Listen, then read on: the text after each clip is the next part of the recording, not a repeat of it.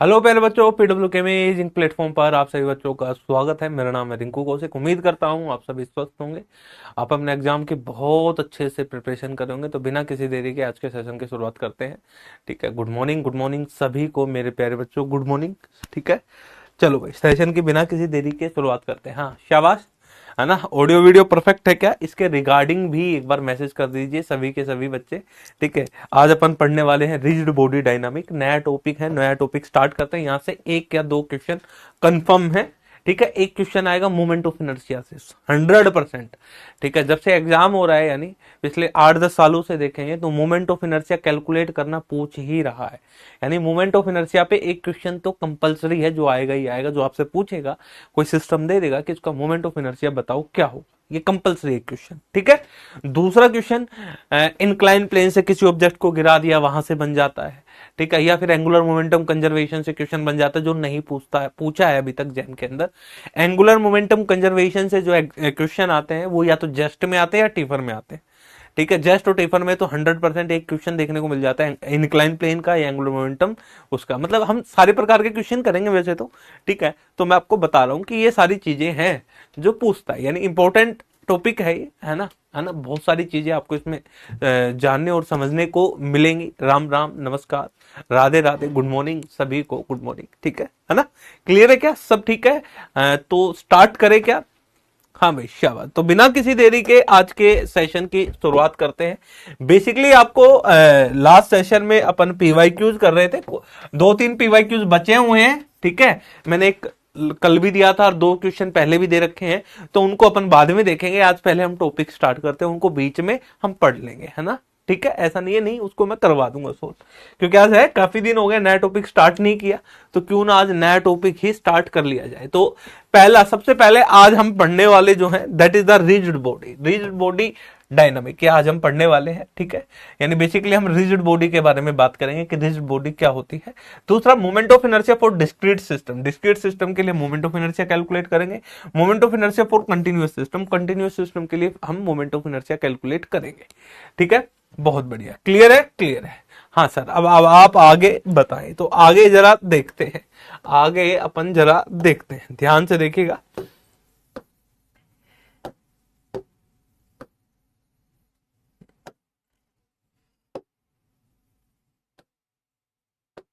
एक मिनट,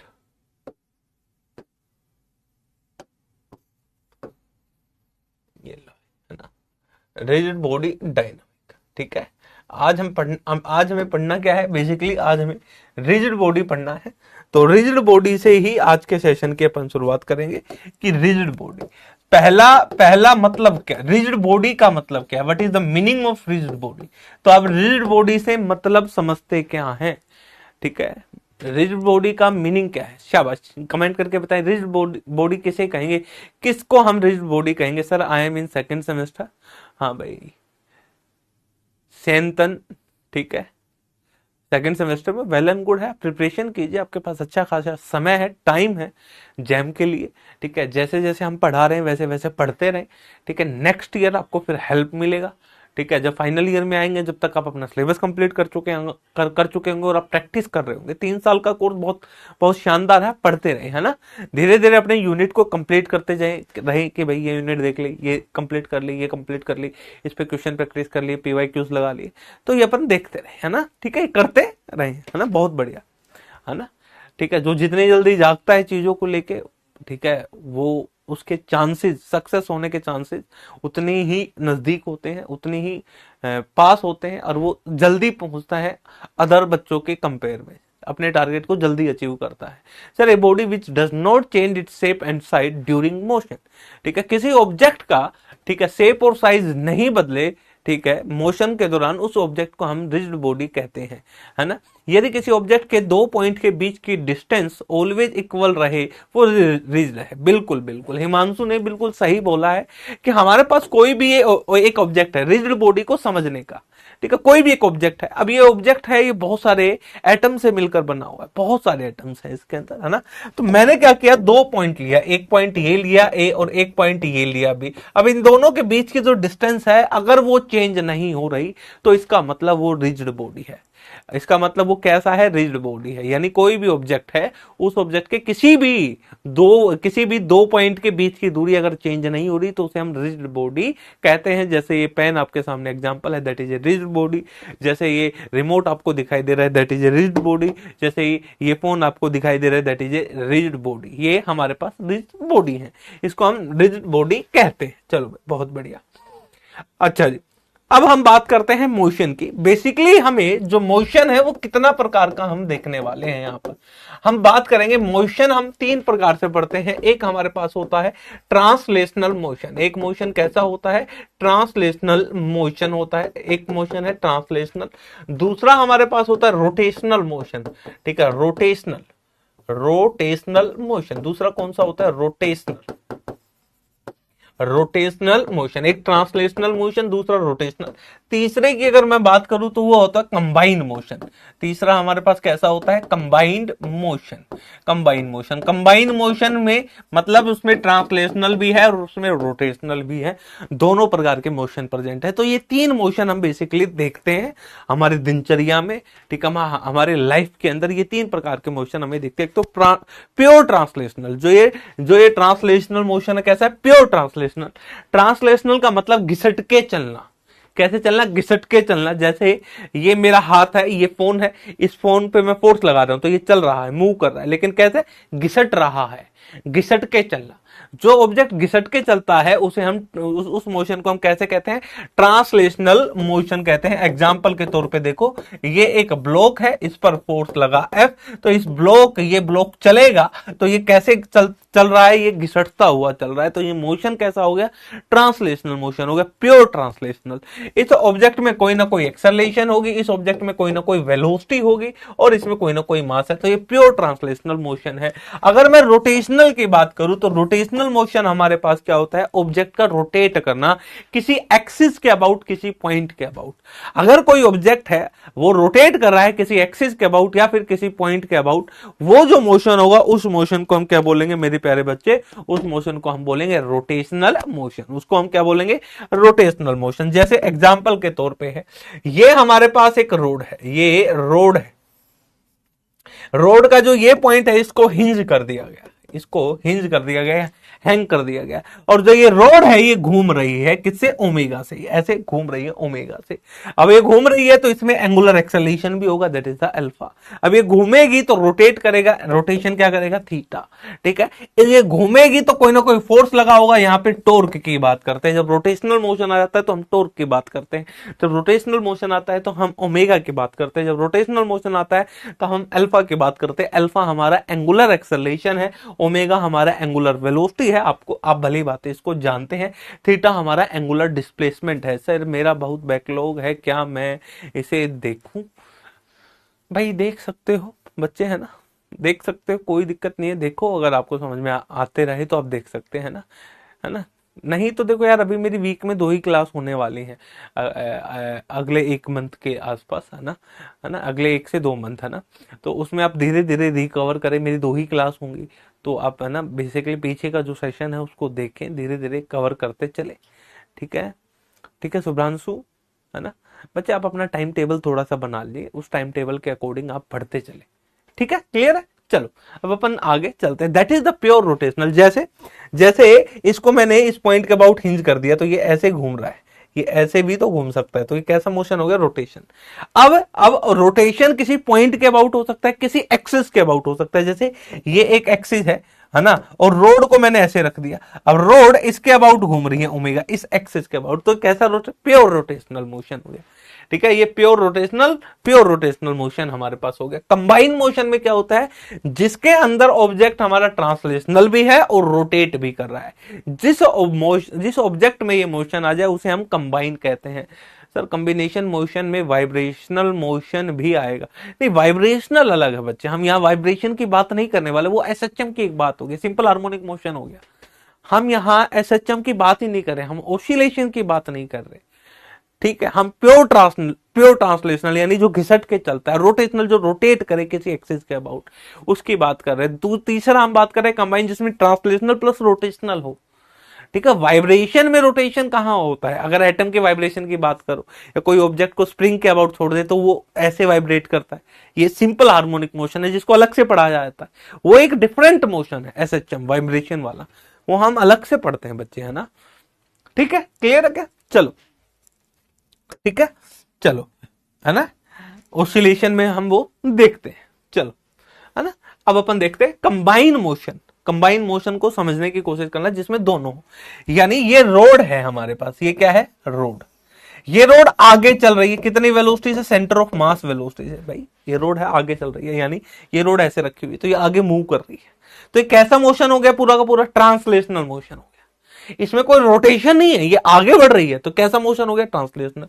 अब मैं कह रहा हूं कि जो ये रोड है अपने सेंटर ऑफ मास के अबाउट क्या कर रही है? घूम रही है, कितने से? ओमेगा से। अब ये रोड क्या कर रही है? घूम रही है अपने सेंटर ऑफ मास के अबाउट, तो ये कैसा मोशन हो गया? रोटेशनल। यानी ट्रांसलेशनल मोशन कैसा हो गया? ये आगे चल रही है। रोटेशनल कैसा हो गया? ये अपने सेंटर ऑफ मास के अबाउट घूम रही है। तो इस रोड का मोशन कैसा होगा? ये रोड यहां थी तो कुछ समय के बाद यहां पहुंचेगी और ये कुछ एंगल भी इंक्लाइन हो जाएगी, ठीक है। ये वेलोसिटी है सेंटर ऑफ मास की। कुछ समय के बाद क्या होगा? ये रोड हमारे पास ऐसे हो जाएगी, यानी इसका इंक्लिनेशन हो रहा है। समझ रहे हो मेरी बात? या ये रोड अपने पास ऐसे हो जाएगी, ये लो भाई, ठीक है। तो ये हमारे पास इसके सेंटर ऑफ मास की वेलोसिटी क्या है? ये सेंटर ऑफ मास से आगे भी जा रही है, साथ ही साथ ये ओमेगा से घूम भी रही है। तो ये आगे भी चली और ये सेंटर ऑफ मास के अबाउट घूमी भी। जब भी कोई ऑब्जेक्ट की एक्सिस फिक्स नहीं करते या कोई पॉइंट हमने फिक्स नहीं किया, अगर उसको फ्री टू रोटेट कर दिया जाए कि अपनी मर्जी से तू घूम, ठीक है, उसको आजादी दे दी जाए, तो वो अपने सेंटर ऑफ मास के अबाउट घूमता है। यही सिस्टम का नेचर है। इससे पहले भी आपने देखा होगा कि जब हम क्या कहते हैं, सेंट्रल फोर्स प्रॉब्लम की बात कर रहे थे तो हम प्लेनेट ले रहे थे और क्या ले रहे थे? प्लेनेट और सन, ठीक है। ये सन है, ये प्लेनेट है, तो इन दोनों को हम सेंटर ऑफ मास निकाल रहे थे। ये फ्री टू रोटेट है, यानी इनके पॉइंट है वो फिक्स नहीं है किस पॉइंट के अबाउट रोटेट करेगा, कोई एक्सेस फिक्स नहीं है, लेकिन ये फ्री टू रोटेट है। तो ये किसके अबाउट रोटेट करेगा? ये सिस्टम, तो ये सिस्टम अपने सेंटर ऑफ मास के अबाउट रोटेट करेगा। तो भाई सन, और जब हम याद करो, कंपेयर करके बताता हूं कि ये हमारे पास सन है और ये हमारे पास क्या है? प्लेनेट है। प्लेनेट यानी कोई भी प्लेनेट ले लो, जैसे अर्थ ले लो, और ये इसके चारों तरफ चक्कर लगा रही है। तो हम इन दोनों का क्या निकालते थे? हम निकालते थे सेंटर ऑफ मास। तो सेंटर ऑफ मास हमारे पास क्या आती थी? जहां सन है वहीं सेंटर ऑफ मास आती थी। तो सेंटर ऑफ मास से आर दूरी पर मैं क्या बनाता था? रिड्यूस मास, यानी मैं रिड्यूस मास रखता था और उसके अबाउट इसको एनालिसिस करता था। तो यानी ये जो सिस्टम है ना, बेसिकली ये अपने सेंटर ऑफ मास के अबाउट रोटेट करता है। कोई भी सिस्टम जो हो, अगर वो फ्री टू रोटेट है, ठीक है, कोई एक्सेस फिक्स नहीं है, कोई पॉइंट फिक्स नहीं है, अगर वो फ्री टू रोटेट है तो वो अपने सेंटर ऑफ मास के अबाउट घूमेगा। जैसे मैं हूं, मैं मान लो हवा में हूं, हवा में हूं मैं। लेट अस अज्यूम, आप मेरे साथ अज्यूम करें कि मैं हवा में हूं, हवा में ऐसे लटका हुआ हूं, ठीक है भाई, है ना, बिल्कुल। अब मेरे पे आके कोई जोर से प्रहार करे या धक्का लगा दे, तो मान लो मेरे यहां से किसी ने धक्का लगाया, तो मैं ऐसे था, तो यहां पर धक्का लगाया तो मेरे साथ क्या हुआ? तो मैं आगे भी जाऊंगा क्योंकि फोर्स किधर लगा? इधर, तो मेरे अंदर ट्रांसलेशनल मोशन भी होगा। ध्यान से, यहां ऊपर लगा तो मेरे अंदर ट्रांसलेशनल। दूसरा, यहां पर फोर्स लगा तो इसकी वजह से रोटेशन है। अब रोटेशन किसके अबाउट होगा? इस पेन के सेंटर ऑफ मास, यानी मेरा जो सेंटर ऑफ मास होगा उसके अबाउट इसका रोटेशन आया और ये आगे भी चला, फ्री टू रोटेट।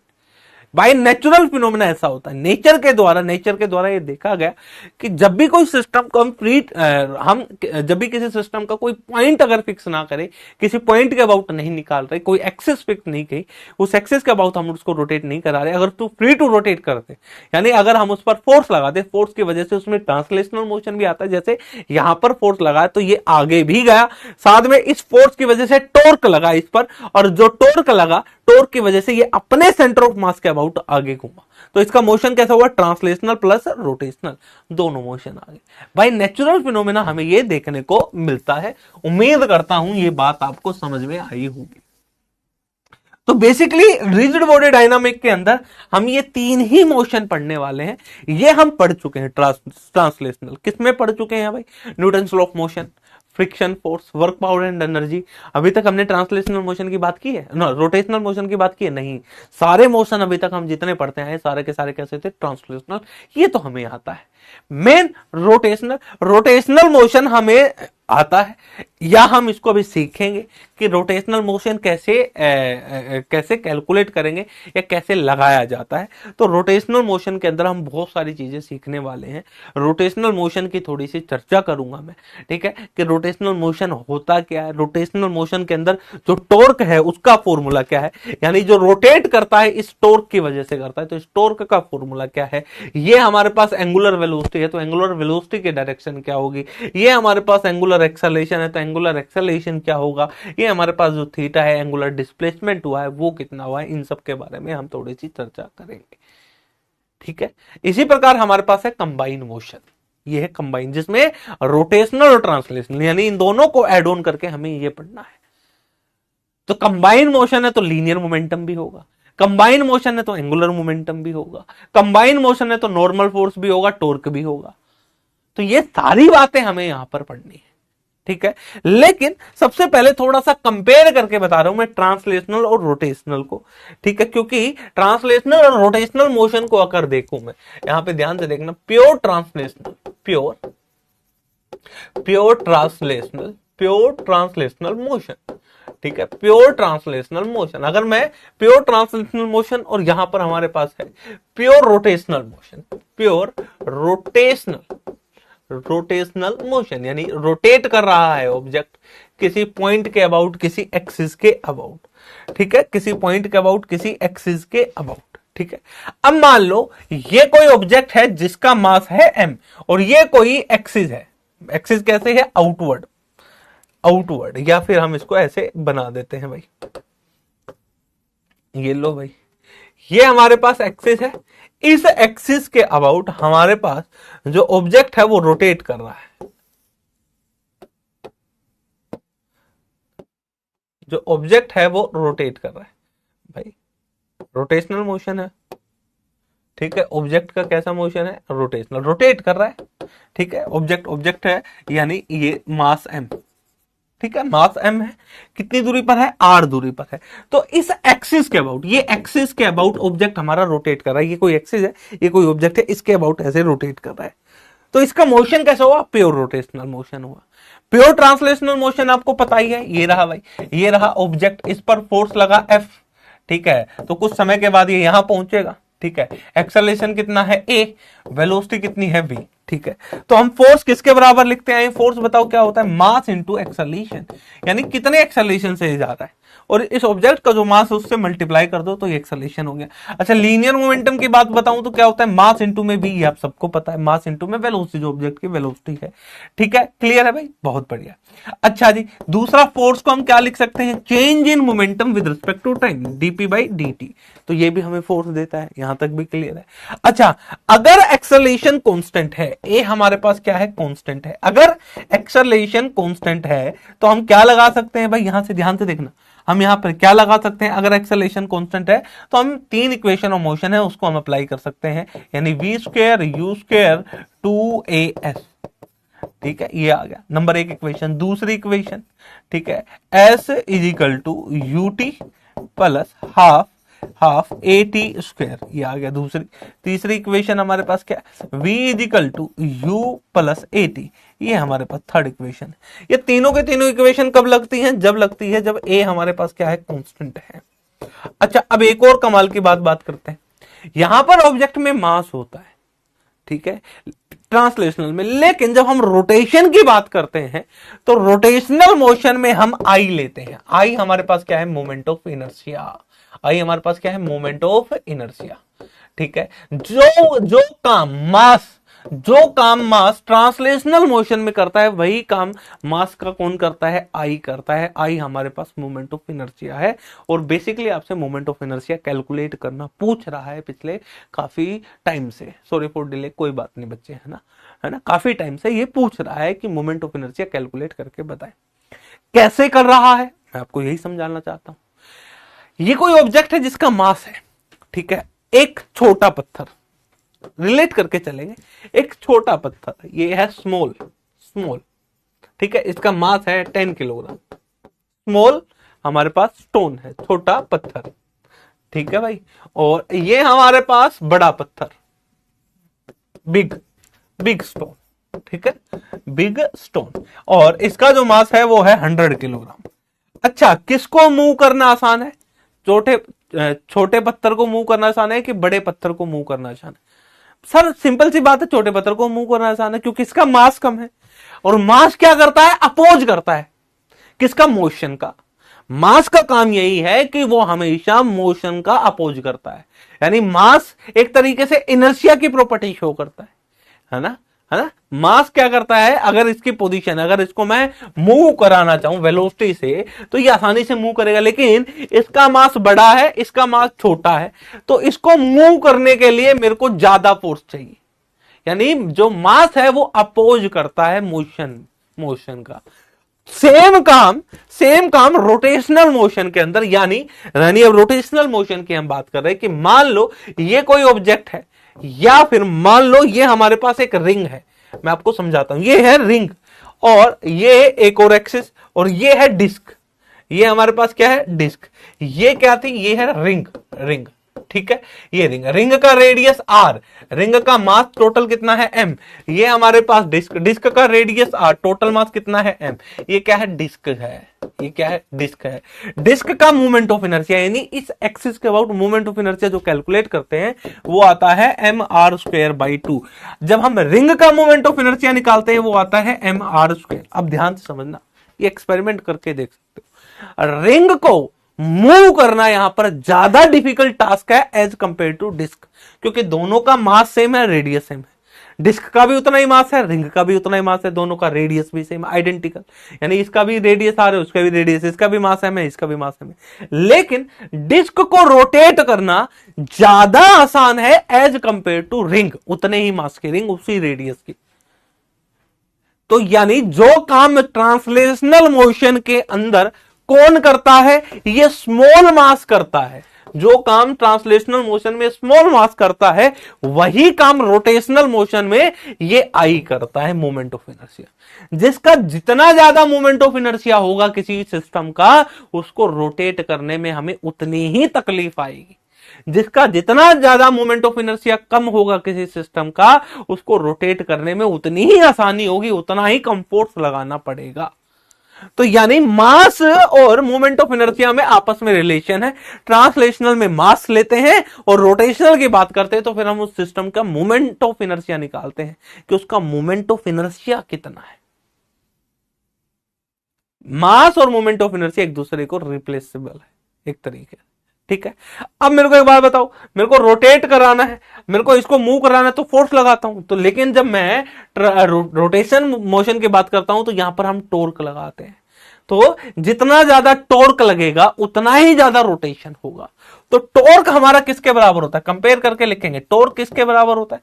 मास की जगह आई, और एंगुलर रोटेशन क्या है? अल्फा, ठीक है। ये है अल्फा, एंगुलर एक्सेलरेशन। अल्फा हमारे पास क्या है? Angular acceleration, angular acceleration. Clear है? ये है टॉर्क। अच्छा, टॉर्क को हम क्या लिख सकते हैं? dl/dt, change in angular momentum. L क्या है हमारे पास? यहां से एल की बात करें तो एल हमारे पास क्या है? एल है एंगुलर मोमेंटम, एंगुलर मोमेंटम। अब बात आती है कि सर एंगुलर मोमेंटम कैसे लिखेंगे? L is equal to I, M की जगह और वी की जगह क्या आ जाएगा? ओमेगा। ओमेगा हमारे पास क्या है यहां पर? Angular velocity. भाई ये किसी ना किसी एंगुलर वेलोसिटी से घूमेगा, दैट इज द ओमेगा, ठीक है। और ओमेगा को हम क्या लिखते हैं? D theta by d t, ये लिखते हैं d theta by d t, that is the omega. ये आपको पता ही है, बेसिक बेसिक बातें कि change in angle with respect to time, ठीक है, सेम हमारे पास, ठीक है। अच्छा जी, ये तो हमारे पास हो गया। दूसरा, हम टॉर्क कैसे निकाल सकते हैं? एक और इंपॉर्टेंट फॉर्मूला है, वो है R cross F, R cross F. इससे भी हम टॉर्क निकाल सकते हैं। दूसरा, एंगुलर मोमेंटम क्या निकाल सकते हैं? R cross P. अगर हमें किसी सिस्टम का लीनियर मोमेंटम पता है तो उसका हम एंगुलर मोमेंटम लिख सकते हैं। अगर किसी सिस्टम का हमें नेट फोर्स पता है, कितना लग रहा है, किस पोजीशन पर लग रहा है, तो हम उसका टॉर्क निकाल सकते हैं। किसी ऑब्जेक्ट का, किसी सिस्टम का लीनियर मोमेंटम कितना है और किस पोजीशन पर है वो लीनियर मोमेंटम जो सिस्टम का देख रहे हैं, और उसका हम क्रॉस प्रोडक्ट लेंगे तो एंगुलर मोमेंटम लिख सकते हैं। तो यहां पर जो तीन इक्वेशन है, तीनों इक्वेशन यहां पर भी अप्लाई होगी। कब होगी? जब हमारे पास अल्फा क्या हो? कांस्टेंट हो। यानी कि अगर मैं तीनों इक्वेशन लिखना चाहता हूं तो ये लिखूंगा फाइनल स्क्वायर इनिशियल स्क्वायर, ठीक है, टू अल्फा डॉट थीटा, पहली इक्वेशन। ठीक है, दूसरी इक्वेशन हमारे पास है, ठीक है, थीटा एंगुलर डिस्प्लेसमेंट किसके बराबर? Initial T plus half half alpha T square, ये आ गई। ठीक है, ये पहली इक्वेशन, ये दूसरी। अगर तीसरी इक्वेशन की बात करूं तो तीसरी इक्वेशन हमारे पास कौन सी है? ये रही। ठीक है, omega F is equal to omega I plus alpha T. और ये तीनों के तीनों इक्वेशन कब लगेंगी? जब अल्फा हमारा कांस्टेंट होगा। तो हम ये तीनों इक्वेशन दोबारा लगा सकते हैं, इनका हम यूज भी करेंगे। ये बेसिक है, मैं आपको बेसिक थोड़ा सा आइडिया दे रहा हूं। सर ओमेगा का ट्रांसलेशनल मीन, मतलब ओमेगा ट्रांसलेशनल मीन क्या होता है? मतलब ये मैं आपकी बात समझ नहीं पा रहा शेखर, है ना, क्या पूछना चाह रहे हैं आप? शुभ्रांशु शेखर, ठीक है, क्या पूछना चाह रहे हैं? दोबारा से थोड़ा सा पूछे। ठीक है, यहाँ पे m जो काम करता है वहां पे i की जगह, m की जगह i आ जाता है। ठीक है, a की जगह क्या आ जाता है? अल्फा आ जाता है। ठीक है भाई साहब, है ना। और p की जगह क्या आ जाता है? l आ जाता है। ठीक है, फोर्स की जगह क्या आ जाता है? टॉर्क आ जाता है। बाकी सारी चीजें तो वही है ना। वेलोसिटी की जगह क्या आ जाता है? ओमेगा आ जाता है। तीनों इक्वेशन बाकी वही लग जाते हैं। तो हमें मेन ये मोमेंट ऑफ इनर्शिया कैलकुलेट करना पड़ेगा, क्योंकि बिना मोमेंट ऑफ इनर्शिया के हम कुछ भी नहीं निकाल पाएंगे। तो हमें सबसे पहले मोमेंट ऑफ इनर्शिया ही सीखना है। तो हम मोमेंट ऑफ इनर्शिया कैलकुलेट करना सीखेंगे। तो हम सब, आज का हमारा जो बेसिक टास्क है वो यही है, मोमेंट ऑफ इनर्शिया। एक क्वेश्चन आएगा ही आएगा, मोमेंट ऑफ इनर्शिया। तो आज हम मोमेंट ऑफ इनर्शिया कैलकुलेट करना सीखेंगे। तो मोमेंट ऑफ इनर्शिया कैलकुलेट करेंगे दो प्रकार के सिस्टम पे, moment of inertia for discrete system, for discrete system के लिए हम मोमेंट ऑफ इनर्शिया कैलकुलेट करेंगे। दूसरा मोमेंट ऑफ इनर्शिया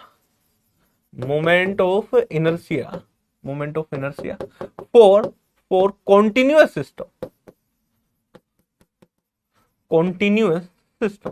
तो हम कॉन्टिन्यूअस सिस्टम के लिए भी मोमेंट ऑफ इनर्शिया कैलकुलेट करेंगे। तो दो प्रकार के सिस्टम है, discrete and continuous. Sir spin motion rotational motion है या सर्कुलर? देखो वो रोटेशनल भी है, सर्कुलर भी है।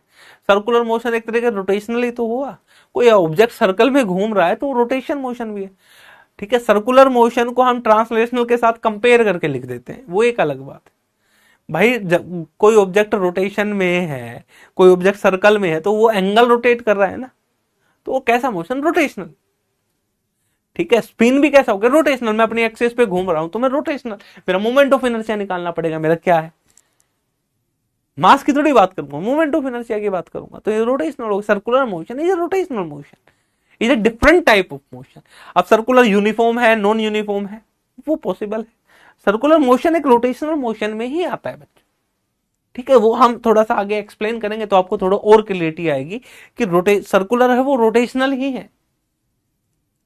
ठीक है, क्लियर है क्या? आगे मैं पढ़ाऊंगा अभी आपको और थोड़ा सा क्लियरिटी आएगी। तो बेसिकली आज हम जो पहला टास्क है वो ये है कि हम डिस्क्रीट सिस्टम के लिए मोमेंट ऑफ इनर्शिया कैलकुलेट करना सीखेंगे। ठीक है, तो मेरे प्यारे बच्चों, डिस्क्रीट सिस्टम के लिए हम मोमेंट ऑफ इनर्शिया कैलकुलेट करते हैं। करें क्या? एक बार कमेंट करके बताओ, मैं पानी पी लेता हूं फिर स्टार्ट करते। शाबाश, करें क्या? स्टार्ट करें क्या? एक बार इसके रिगार्डिंग कमेंट करो, डिस्क्रीट सिस्टम के लिए मोमेंट ऑफ इनर्शिया।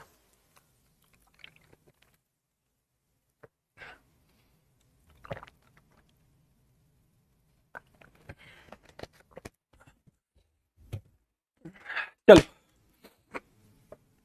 चलो, moment of inertia for discrete system. तो हमारे पास ये कोई एक्सिस है और हमारे पास n नंबर ऑफ ऑब्जेक्ट्स हैं। n नंबर ऑफ, ये कोई सिस्टम है जिसमें n नंबर ऑफ ऑब्जेक्ट है।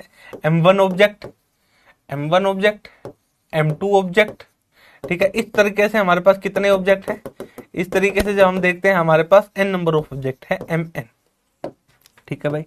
अब इस एक्सिस से ये कितनी दूरी पर है, ये डिस्टेंस कितनी दूरी पर है, ये R1 डिस्टेंस पर है।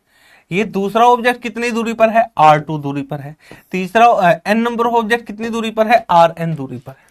तो ये कहता है इस ए बी एक्सिस के अबाउट, जो ये हमारे पास ए बी एक्सिस है, ये जो हमारे पास ए बी एक्सिस है, इस ए बी एक्सिस के अबाउट मोमेंट ऑफ इनर्शिया कितना होगा, मोमेंट ऑफ इनर्शिया इस ए बी एक्सिस के अबाउट। तो सिंपल सा है, आई इज इक्वल टू, ठीक है, ये जो ऑब्जेक्ट है, ऑब्जेक्ट और इसकी लोकेशन, ऑब्जेक्ट और वो दूरी m1 और जो डिस्टेंस है वो उसका स्क्वायर, दूसरा ऑब्जेक्ट m2 वो एक्सिस से कितनी दूरी पर है, वो r2 इसका स्क्वायर। इसी प्रकार जितने ऑब्जेक्ट हैं वो mn Rn उसका स्क्वायर।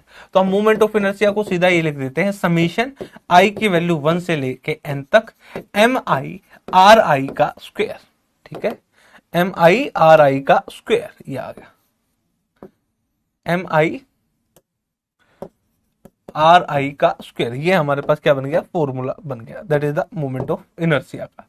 ये हमारे पास क्या बन गया, फॉर्मूला बन गया। अब ध्यान से देखना, यहां पर जो कमाल की बात है, यहां पर जो आर आई है ये क्या है, it is the perpendicular distance, it is the perpendicular distance between axis, जिस एक्सिस के अबाउट हम लिख रहे हैं, बिटवीन एक्सिस या फिर पॉइंट, एक्सिस आएगा, it is the perpendicular distance between axis and object, axis and object, ठीक है, एक्सिस और ऑब्जेक्ट के बीच की परपेंडिकुलर डिस्टेंस। ये ऑब्जेक्ट है m1 और ये एक्सिस है, इनके परपेंडिकुलर डिस्टेंस क्या है, that is the perpendicular distance, perpendicular distance always m1 और एक्सिस के बीच के परपेंडिकुलर डिस्टेंस उसका स्क्वायर, m2 और एक्सिस के बीच के परपेंडिकुलर डिस्टेंस वो कितना है, r2 उसका स्क्वायर, mn और एक्सिस के बीच के परपेंडिकुलर डिस्टेंस rn उसका स्क्वायर। तो मास और उसकी परपेंडिकुलर डिस्टेंस किस किस के बीच में, ऑब्जेक्ट और एक्सिस के बीच की, उसका स्क्वायर, उनका एड ऑन कर दो तो आपके पास मोमेंट ऑफ इनर्शिया आ जाएगा, that is the moment of inertia. इसको हम मोमेंट ऑफ इनर्शिया कहते हैं। चलो भाई बहुत बढ़िया सर, ये भी बात समझ में आ गई। अब करवाओ एग्जांपल, बिल्कुल एग्जांपल हमारा ज्यादा फोकस रहेगा। तो पहला एग्जांपल आप लोगों के सामने ये रहा, बड़ा ही सिंपल सा एग्जांपल लेते हैं। मेरे पास एक रेक्टेंगुलर स्लैब है, स्क्वायर ले लेते हैं, क्या ले लेते हैं, स्क्वायर। ये साइड है, ये भी साइड है, और इसके चारों कॉर्नर पर ऑब्जेक्ट रखे हुए हैं, ये रहा, इसका मास m, इसका मास m, इसका मास 2m और इसका मास m, ठीक है। और मैंने एक एक्सिस पास की, ये एक्सिस है ए बी, ठीक है। Find out net moment of inertia, find out net moment of inertia, find out net moment of inertia of the given system, जो आपको सिस्टम दे रखा है, इसका नेट मोमेंट ऑफ इनर्शिया आपको कैलकुलेट करना है। पहला ऑप्शन आप लोगों के सामने ये रहा कि जो नेट मोमेंट ऑफ इनर्शिया आ गया वो आया 5ma², ऑप्शन बी, ठीक है, 4ma² ऑप्शन सी, ठीक है, 7ma² और option D none of the above. आपको मोमेंट ऑफ इनर्शिया निकालना है, शाबाश। एग्जांपल आपके सामने, एक सिंपल सा एग्जांपल है, 1 मिनट का टाइम दूंगा, इससे ज्यादा मैं आपको टाइम नहीं दूंगा, ठीक है। मैंने को 45 सेकंड का टाइम देना चाहिए, फिर भी चलो 45 सेकंड का टाइम दिया, बताएं क्या होगा।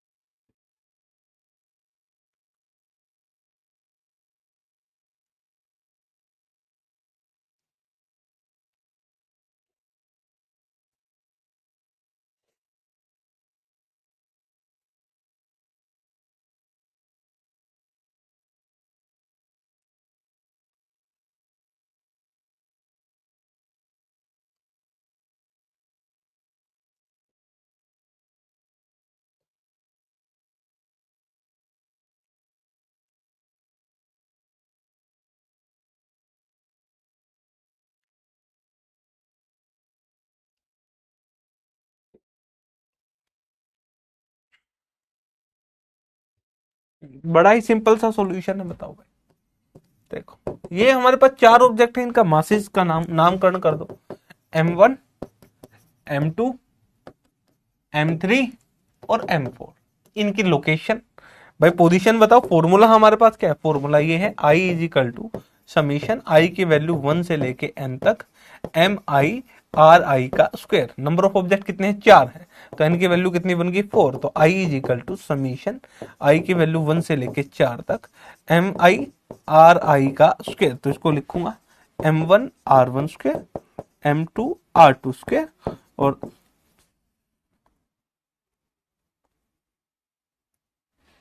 M3 R3 square, M4 R4 square. ये हमारे पास है, ठीक है। M1 M2 M3 पता है। R1 क्या है, R1 M1 R1 क्या, R1 is the perpendicular distance between M1 mass object and axis. तो भाई M1 और एक्सिस के बीच की दूरी, ये तो एक्सिस पर ही है, तो R1 की कितनी बनी 0, ठीक है। R2 कितना बना हमारे पास, अगर मैं बात करूं तो ये है A, ठीक है, परपेंडिकुलर डिस्टेंस। अच्छा R3 कितना बना A, R4 कितना बना हमारे पास 0। तो ये फॉर्मूला इसमें रख देंगे, तो I की वैल्यू हमारे पास कितनी आ गई, वो आई M इंटू में 0 का स्क्वायर, M इंटू में A स्क्वायर, 2M इंटू में A स्क्वायर, फिर हमारे पास आ गया M इंटू में 0 का स्क्वायर। तो हमारे पास मोमेंट ऑफ इनर्शिया कितना आ गया, ये आ गया 3ma square, that is the moment of inertia. तो हमारे पास इस सिस्टम का मोमेंट ऑफ इनर्शिया कितना है, कितना, ठीक है। तो हमारे पास ऑप्शन कौन सा है, none of the above, option D, ठीक है। 66% बच्चों ने सही जवाब दिया। त्रिपाठी, सौम्या, बिस्वा, हिमांशु, सावन, ठीक है, घोष, राहुल, नीलोय, ठीक है ना, ठीक है बच्चों, ठीक है। चलो नेक्स्ट क्वेश्चन की तरफ अपन चलते हैं। अगला क्वेश्चन ये रहा, सेम लेंगे, है ना। इस बार एक्सिस यहां से पास कर दी ए बी, यहां पर भी मास m, यहां पर मास 2m, यहां पर m, यहां पर m, ठीक है। नेट जो डिस्टेंस है वो है a, और जो ये डिस्टेंस है हमारे पास वो है a/2, ठीक है। ये जो डिस्टेंस है वो भी a। Find out net moment of inertia, find out net moment of inertia, find out net moment of inertia of the given system, of the given system. जो आपको सिस्टम दे रखा है इसका नेट मोमेंट ऑफ इनर्शिया आपको calculate करना है, ठीक है। शाबाश, बताओ भाई कितना आएगा, बताओ शाबाश, कमेंट करो। 1 मिनट का टाइम देता हूं, कमेंट करके बताओ क्या आएगा। हाँ भाई,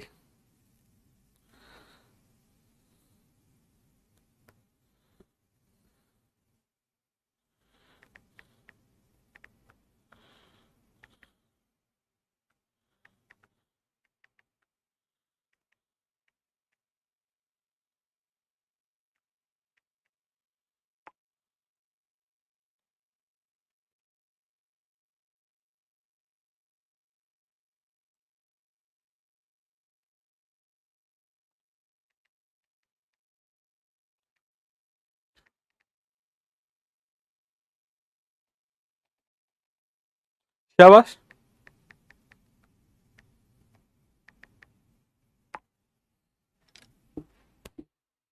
ठीक है। चलो भाई इसका सॉल्यूशन देखो। आई का फॉर्मूला क्या है, वही समीशन आई की वैल्यू, कितने ऑब्जेक्ट है 4, तो MI RI का स्क्वायर, RI का स्क्वायर, ठीक है। तो ये लो एक्सेस है, ये M1, ये M2, ये M3 और ये M4, ठीक है। अब डिस्टेंस ले लो भाई हमारे पास, ठीक है। इसको ओरिजिन मान लो, और क्या मान लो, इसको ओरिजिन मान लो, ओरिजिन मान के लिख ही सकते हो, ठीक है। ओरिजिन मानेंगे तो ये हमारे पास x बन गया और ये हमारे पास y बन गया, बाहर की तरफ जो होगा वो z होगा। तो R1 पोजीशन वेक्टर अगर मैं बात करूं तो R1 की वैल्यू कितनी आ गई, a/2 i कैप, ठीक है। R2 कितनी आ गई हमारे पास, फिर से a/2 i कैप, ठीक है। R3 कितनी आ गई अगर, ठीक है ना। परपेंडिकुलर डिस्टेंस लिखना है तो यार सीधा ही लिख देते हैं ना, क्या वेक्टर फॉर्म में, क्योंकि स्क्वायर करना है, नेगेटिव वैसे पॉजिटिव हो जाएगा, नेगेटिव वैसे भी पॉजिटिव हो जाएगा। ठीक है, R1 A/2 और R2 A/2, कोई फर्क नहीं पड़ने वाला। R3 भी A/2, ठीक है, R3 भी A/2, R3 भी A/2 और R4 भी A/2। ठीक है, ये परपेंडिकुलर डिस्टेंस A/2, माइनस होगा तो प्लस बन जाएगा, ध्यान रखना, क्योंकि इसका स्क्वायर लेना है। ठीक है, इसका क्या लेना है, स्क्वायर लेना है। तो आई की वैल्यू हमारे पास क्या हो जाएगी, ठीक है, माइनस के साथ लिख लो भाई, ये लो माइनस, परपेंडिकुलर डिस्टेंस ये माइनस, ठीक है, ये प्लस प्लस। ठीक है, अब लो, तो M1 कितना है, M इन टू में A/2 का होल स्क्वायर। ठीक है, वही M1 R1 square, M2 R2 square, M3 R3 square, M4 R4 square. ठीक है, ये आ गया। तो I is equal to M A/2 का होल स्क्वायर, फिर हमारे पास मास कितना है 2M इनटू में A/2 का होल स्क्वायर, फिर हमारे पास मास कितना है M A/2 का होल स्क्वायर, फिर हमारे पास मास कितना है M A/2 का होल स्क्वायर। ठीक है, तो जब हम लिखेंगे तो हमारे पास कितना आ गया, ये MA² 4। अरे यार क्या ही है, A²/4। ठीक है, हमारे पास ये आ गया 2MA²/4, 2MA²/4 plus MA²/4 plus MA²/4। ठीक है, ये रहा, है ना, कितना बना, 1 2 3 2 5, आई की वैल्यू आ गई 5MA²/4। ठीक है, अगला क्वेश्चन लो भाई, नेक्स्ट क्वेश्चन। ठीक है, ये लो, हमारे पास ये एक इक्विलेटर ट्रायंगल है। कैसी ट्रायंगल है, इक्विलेटर। यहाँ पर मास M, यहाँ पर मास हमारे पास M और यहाँ पर मास 2M। ये हमारे पास इक्विलेटर ट्रायंगल है। ठीक है, इक्विलेटर ट्रायंगल की साइड ये भी A और ये भी A, और ये कोई एक्सिस है, एक्सिस क्या है, AB। तो AB के अबाउट आपको मोमेंट ऑफ इनर्शिया बताना है, इस सिस्टम का क्या होगा। और ये कैसी ट्रायंगल है, इक्विलेटर ट्रायंगल।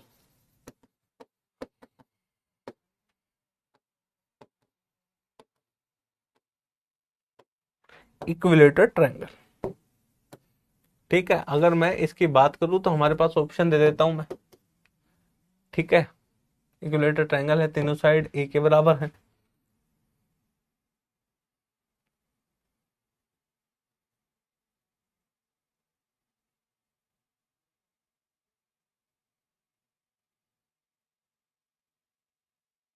ठीक है, ठीक है, तो हमारे पास आ गया 5MA²/2। ऑप्शन बी हमारे पास आ गया ये 7MA²/2।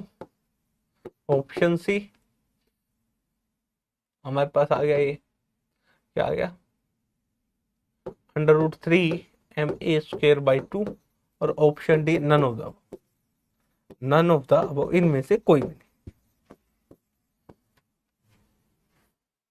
ठीक है, ये लो भाई, 30 सेकेंड आपको दिया मैंने, 90 सेकेंड का टाइम। वैसे अब 90 सेकेंड बहुत ज्यादा है इस क्वेश्चन के लिए, फिर भी करो। बस आपको समझ में आ गया करना क्या है, मास और परपेंडिकुलर डिस्टेंस, बस जो ध्यान देने वाली बात है वो है परपेंडिकुलर डिस्टेंस। फिर उसके बाद अपन कंटिन्यूस सिस्टम का करेंगे, एक एग्जांपल और कराऊंगा, फिर अपन कंटिन्यूस सिस्टम का करेंगे।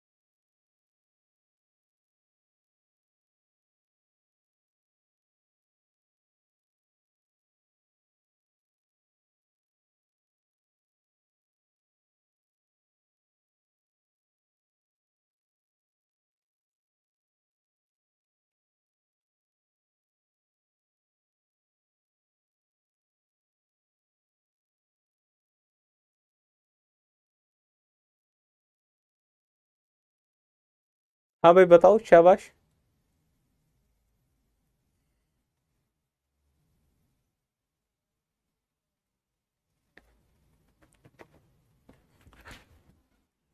देखो सॉल्यूशन, मोमेंट ऑफ इनर्शिया का फॉर्मूला समीशन आई की वैल्यू 1 से लेके 3 तक, M I R I square, ये लो है ना, M1 R1 0, M2 और R2 A परपेंडिकुलर डिस्टेंस। अब R3 डिस्टेंस जो है वो ये है। अब ये हमारे पास इक्विलेटर ट्रायंगल है, तो एंगल कितना बन गया 60। तो ये क्या बना A cos 60 और ये क्या बना A sin 60। अरे भाई A cos 60 और A sin 60, तो ये लेंथ है, इसका हम कंपोनेंट ले रहे हैं, इसका कंपोनेंट ले रहे हैं, तो ये वाली लेंथ आ गई हमारे पास, ये वाली लेंथ। ये लेंथ कितनी आई A cos 60, तो परपेंडिकुलर डिस्टेंस ये कितनी बन गई A cos 60, और ये हमारे पास कितनी बन गई R3, और ये हमारे पास M3। ठीक है, तो I की वैल्यू जब हम कैलकुलेट करेंगे क्या लिखेंगे, M1 R1 M2 R2 perpendicular distance, M3 R3 का स्क्वायर। तो हमारे पास मोमेंट ऑफ इनर्शिया कितना आ गया, ये लो मास कितना है m इंटू 0 का स्क्वायर, फिर हमारे पास m इंटू ए स्क्वायर, फिर हमारे पास 2m इंटू ए कोस 60, ए कोस 60 यानी ए स्क्वायर बाई 4, है ना। कोस 60 की वैल्यू क्या होता है 1/2, तो ए स्क्वायर बाई 4। ठीक है, ये हमारे पास आ गया। आई की वैल्यू कितनी आ गया एम ए स्क्वायर, और ये कितना आ गया, ये कट गया एम ए स्क्वायर बाई 2, तो आई की वैल्यू आ गया हमारे पास 3ma² बाई 2। देख लो भाई कौन सा ऑप्शन बेस्ट है, 3m² हमने दिया है कि नहीं दिया, 3ma² हमने दिया ही नहीं, तो option D none of the वो। ठीक है, 89% बच्चों ने, अभी भी कहाँ गलती कर रहे हो यार, हिमांशु, जोनू त्रिपाठी, लक्ष्मीकांत, निलोय घोष, शिवांगी, सौम्या, नवीन, है ना, अक्षत, बिस्वा, सावन, ये 10 है, टॉप 10 स्कोरर। ठीक है, टॉप 10 स्कोरर है। क्या क्लियर है क्या? अगर किसी को कोई डाउट है तो वो पूछ सकता है, एक एग्जांपल और कराएंगे, फिर अपन कंटिन्यूअस सिस्टम की बात करेंगे। शाबाश, यहां तक क्लियर है क्या? हाँ ना बोलिएगा बच्चों, हाँ ना बोलिएगा, क्लियर है क्या? आगे चले,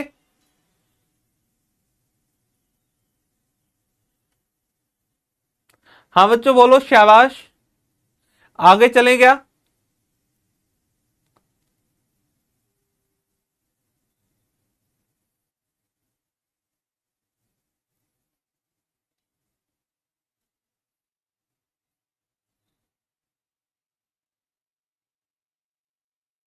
क्लियर है? Yes sir.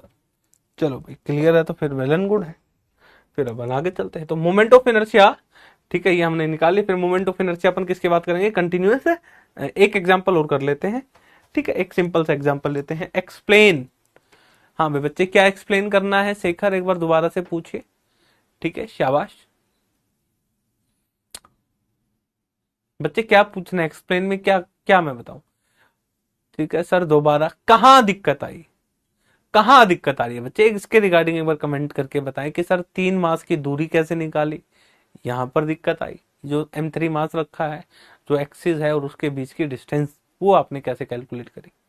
सर पोल नहीं आ रहा है मेरे, कोई बात नहीं आकांक्षा बच्चे, कोई बात नहीं, आप यहाँ कमेंट कर दिया करो, मैं यहाँ देख लूंगा बच्चे, क्या ही बात होगी, पोल आ जा रहे हैं, कोई बात नहीं, टेक्निकल एरर है, कई बार नहीं होता, कई बार होता है, होता रहता है, चलता रहता है। शाबाश बोलिएगा।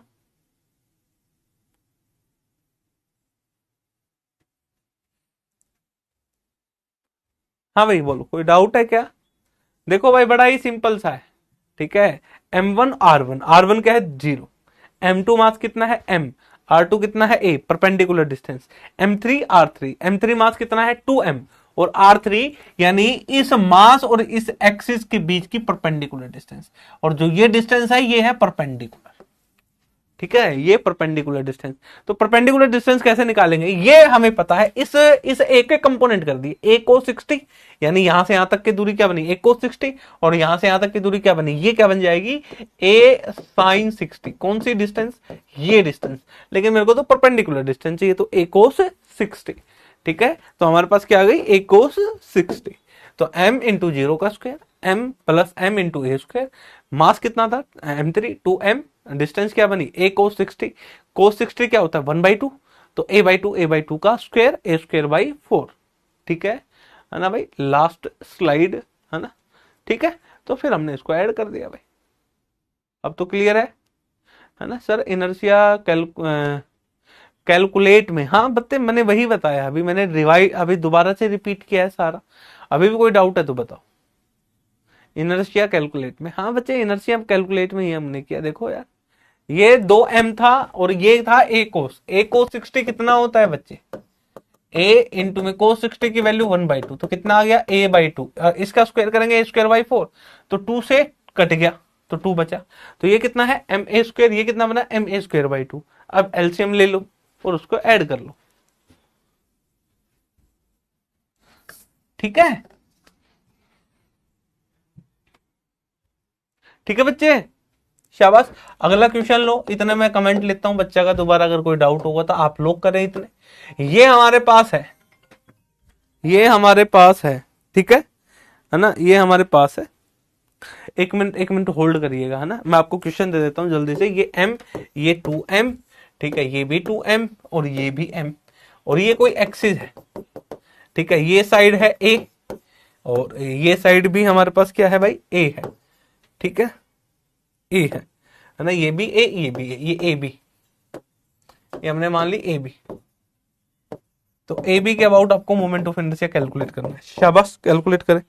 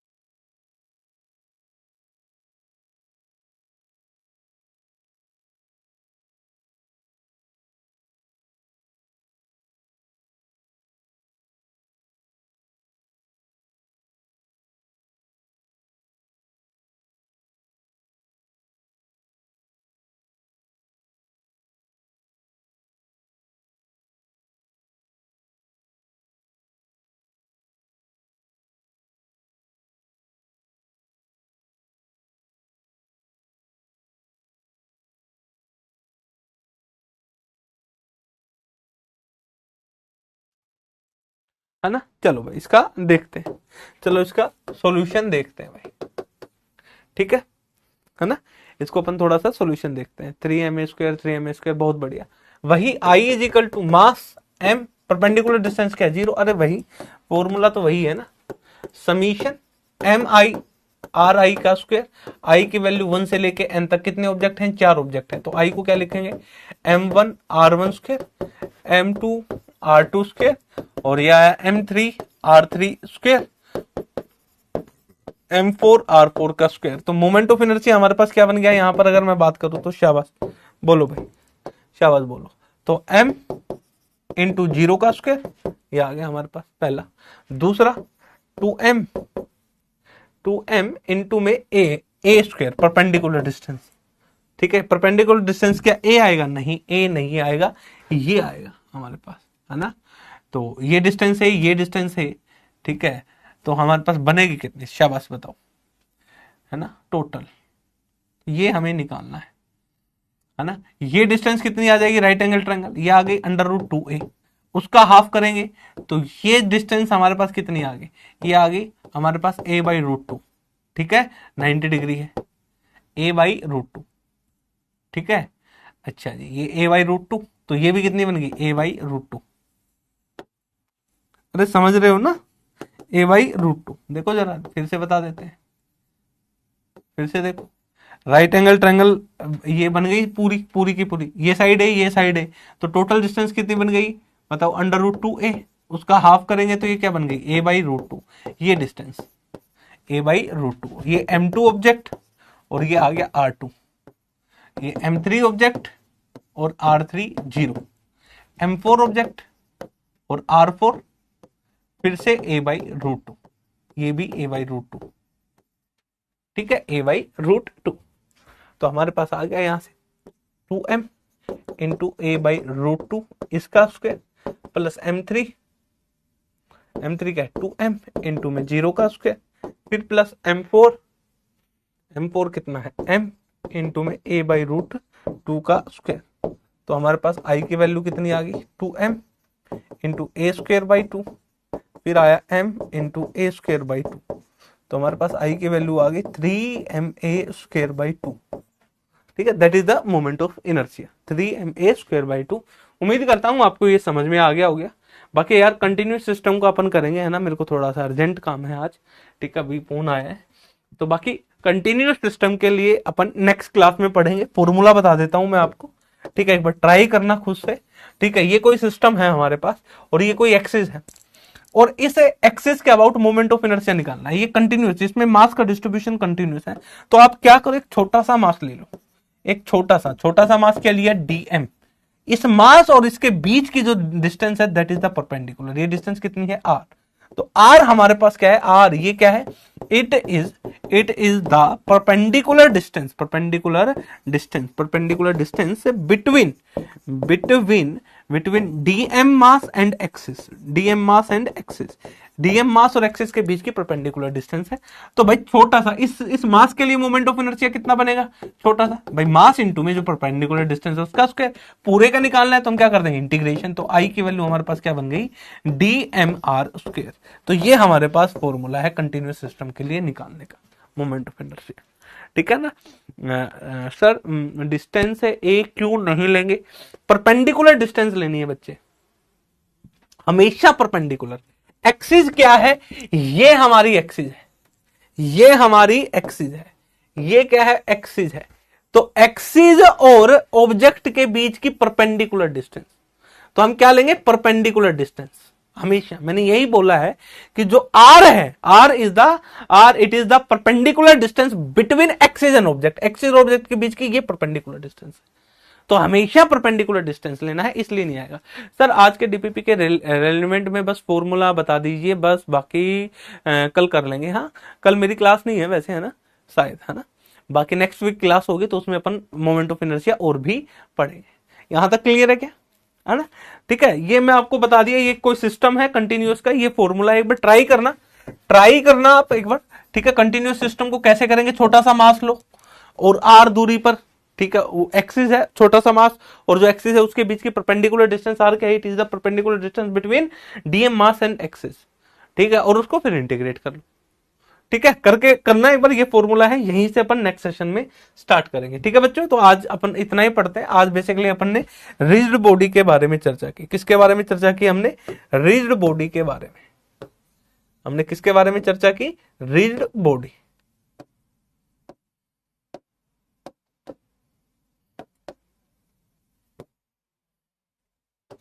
किसके बारे में चर्चा की हमने, रिजिड बॉडी के बारे में चर्चा की कि रिजिड बॉडी क्या होता है, ठीक है, उसके बारे में हमने चर्चा की, ठीक है भाई, क्लियर है। फिर मोमेंट ऑफ इनर्शिया हमने फाइंड आउट किया डिस्क्रीट सिस्टम के लिए। कंटिन्यूस के लिए हम नेक्स्ट क्लास में पढ़ेंगे। मेन यही है, इसके अंदर कंटिन्यूस सिस्टम और दो मेन थ्योरम है, पैरेलल एक्सिस थ्योरम और परपेंडिकुलर एक्सिस थ्योरम, ठीक है। अभी मेरे को जाना है, फोन आ रहा था, ठीक है, थोड़ा सा अर्जेंट है बच्चों, नहीं मेरे को कंटिन्यूस में आज एग्जांपल कराने थे, कोई बात नहीं, नेक्स्ट क्लास में अपन करेंगे, ठीक है। तो प्रिपरेशन करते रहिएगा भाई। आज के सेशन में अगर कोई डाउट है तो आप पूछ सकते हैं, अगर मेरे प्यारे बच्चों आज के सेशन में आपको अगर कोई डाउट है तो आप कमेंट करके पूछ सकते हैं। बाकी सब ठीक है क्या? ध्यान रखिए सर। हाँ, मैं ध्यान रख रहा हूँ बच्चों, आप भी अपना थोड़ा सा ध्यान रखो। नेक्स्ट वीक मिलते हैं। हाँ बिल्कुल, next week moment of inertia में 2 क्वेश्चन है और 2 क्वेश्चन हमारे ठीक होने चाहिए। जितना मैं पढ़ाऊं, जैसे पढ़ाऊं उतना पढ़ लो, तुम्हारे 2 क्वेश्चन ठीक है। मैं आपको यही बात बोल रहा हूं, ठीक है। बाकी मेरे को मैकेनिक्स में क्वेश्चन प्रैक्टिस करानी पड़ेगी तो मैं अपने आप करवा दूंगा, मेरे को पता है कैसे क्वेश्चन की प्रैक्टिस, पूरी की ही प्रैक्टिस करेंगे मैकेनिक्स की खासकर, ठीक है ना। तो सेशन को यहीं एंड करते हैं, नेक्स्ट सेशन में मिलेंगे मेरे प्यारे बच्चों नए टॉपिक के साथ, नए कॉन्सेप्ट के साथ। आज के लिए इतना ही। जय हिंद, जय भारत।